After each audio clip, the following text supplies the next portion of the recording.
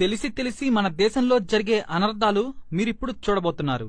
అది కూడా మనం తినే తిండి గురించి. ఏమాత్రం ఆలస్యం చేయకుండా అవేంటో తెలుసుకుందాం. నెస్లే కంపెనీ తనే స్వయంగా ఒప్పుకుంది వాళ్ల చాక్లెట్ కిట్ క్యాట్ లో దూడమాంసం యొక్క రసం కలుపుతామని. మద్రాస్ హైకోర్టులో ఫెయిర్ అండ్ లవ్లీ కంపెనీ మీద కేసు వేసినప్పుడు ఆ క్రీంలో పంది గ్రీస్ అంటే పంది నుండి వచ్చిన తైలాన్ని కలుపుతామని స్వయంగా ఒప్పుకుంది. మనం జలుబు వస్తే వాడే విక్స్ పేరున ఉన్న మందులను యూరప్ లోని అనేక దేశాలలో బ్యాన్ చేశారు. అక్కడ దీనిని విషంగా ప్రకటించారు. కానీ మన భారతదేశంలో రోజంతా టీవీలో దీని ప్రకటన వస్తుంది. లైఫ్ బాయ్ అనేది బాత్ సోప్ కాదు, టాయిలెట్ సోప్ కాదు. ఇది జంతువులకు స్నానం చేయించే కార్బోలిక్ సోప్. యూరప్ లో లైఫ్ బాయ్ తో కుక్కలు స్నానం చేస్తాయి.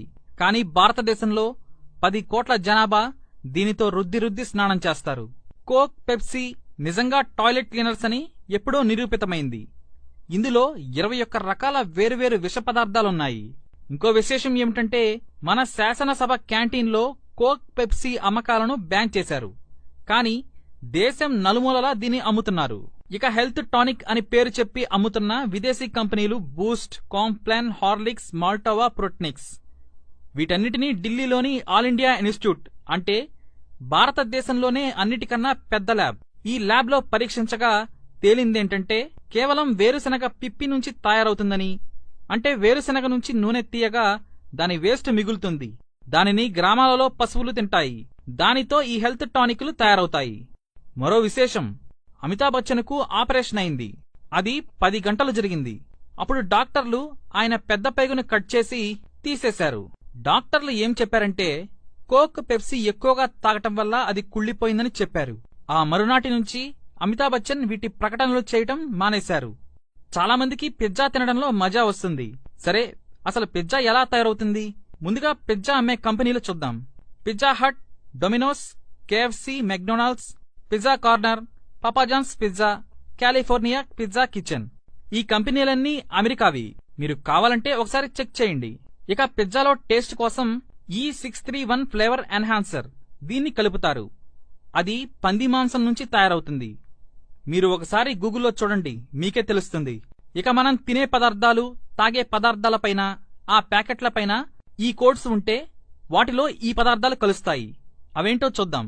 E322 ఆవు మాంసం, E422 ఆల్కహాల్ కు సంబంధించిన రసాయనాలు, E442 ఆల్కహాల్ తత్వం కెమికల్స్, E471 ఆవు మాంసం ఆల్కహాలు, E476 ఆల్కహాల్, E481 ఆవు ప్లస్ పంది మాంసం మిక్స్, E627 ప్రాణాంతకమైన కెమికల్స్, E472 ఆవు ప్లస్ పంది ప్లస్ మేక ఈ మిక్స్ అయిన పదార్థాలు, E631 పంది కొవ్వు నుంచి తీసిన నూనె.